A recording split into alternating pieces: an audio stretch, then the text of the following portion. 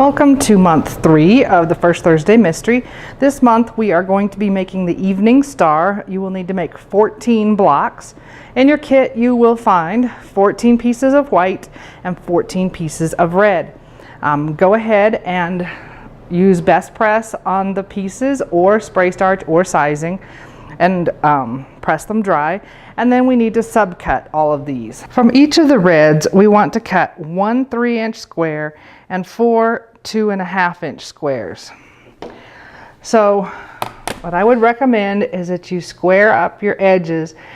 And I found something a little bit scary after I pressed these. They started out at 5 1/4, and I went back and checked the kits, and some of them shrank a little bit.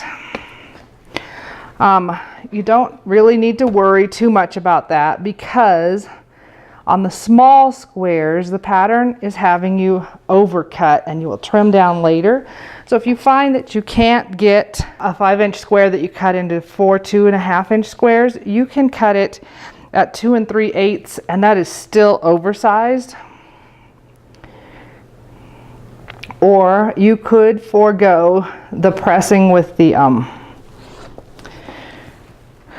best press or the spray starch or the sizing if you're worried about it shrinking. I went ahead and tested one and stitched it up using 2 3/8 inches instead of 2 1/2 inches for the small squares, and it worked just fine. So when I get ready to cut my 2 1/2-inch squares, 2 1/2 times 2 is 5. So I can just cut a 5-inch square, back the ruler up to 2 1/2 inches, and cut again. And if you don't move it, then you can just move the ruler up the other direction to 2 1/2 and cut, and you end up with your 4 squares. I was going to suggest that you stack them and cut several at a time, but if you're finding that after you spritz it with best press or starch or whatever, some of them are shrinking, you want to make sure that you're actually getting the squares as close as you possibly can. So if you're having that issue, don't stack them. From the white, we want 1 4 1/4-inch square and 4 1 3/4-inch squares. So again, I want to clean cut my edges and pay attention because you don't have a lot of extra. So it's 4 1/4 is my big one.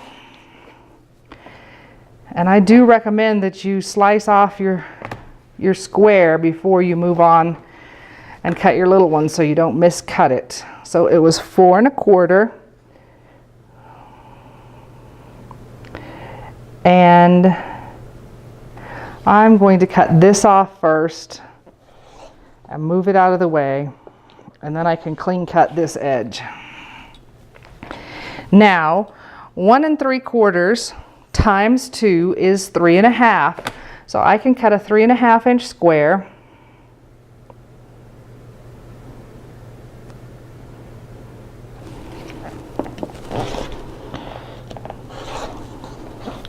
And again, back my ruler off to 1 3/4.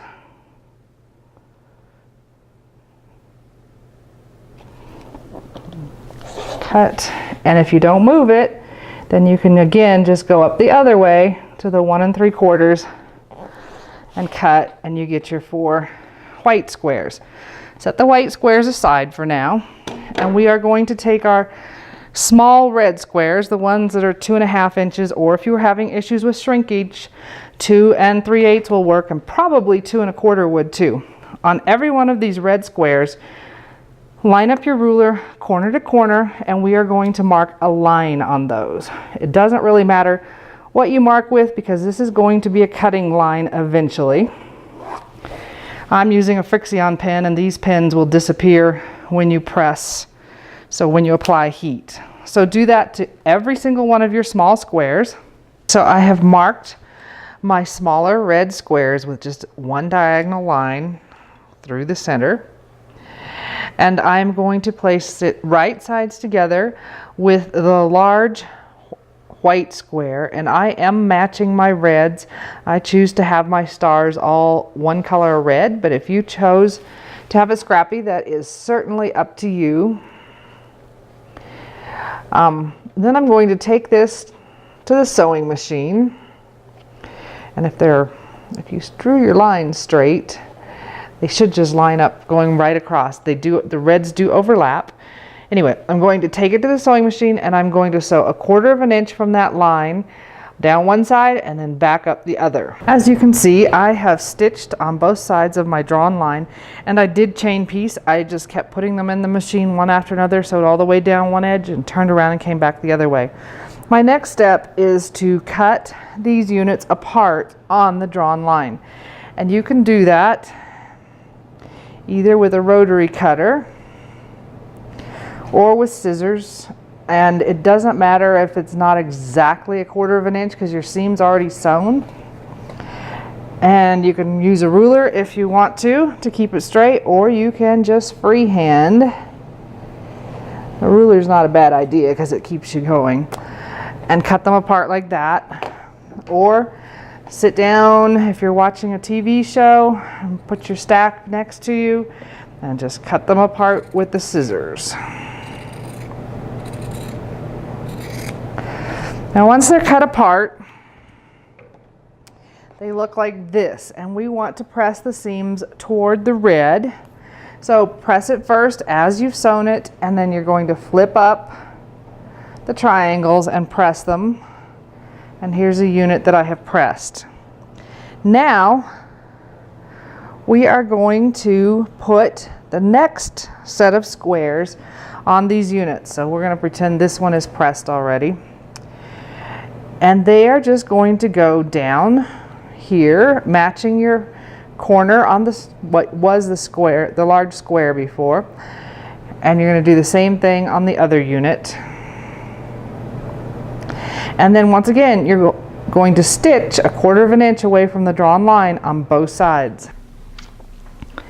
So here are my pieces. Again, I've chain pieced and sewn 1/4 inch from both sides of the line.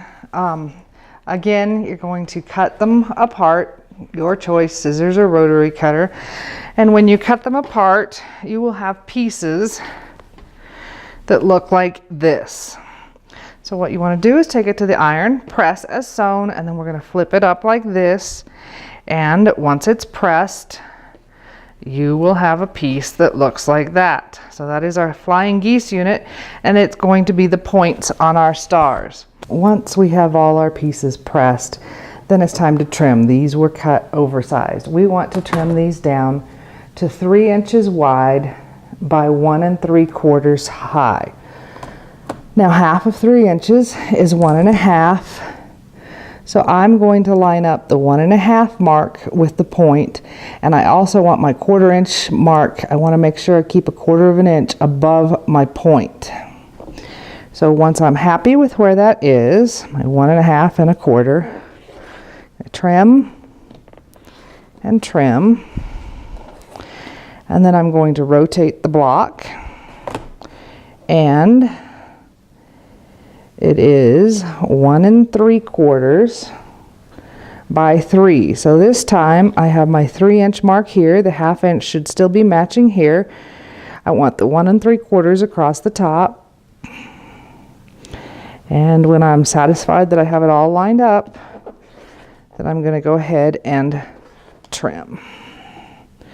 So I get the nice neat block. So we're going to do that to all 56 of these Flying Geese units.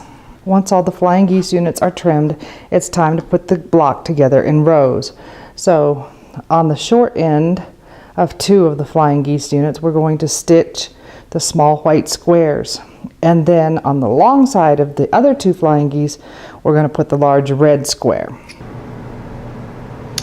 Once your rows are stitched together, then we're going to press the seams on the top and bottom row away from the center, so it's going towards the outside, and then on the center row and towards the middle.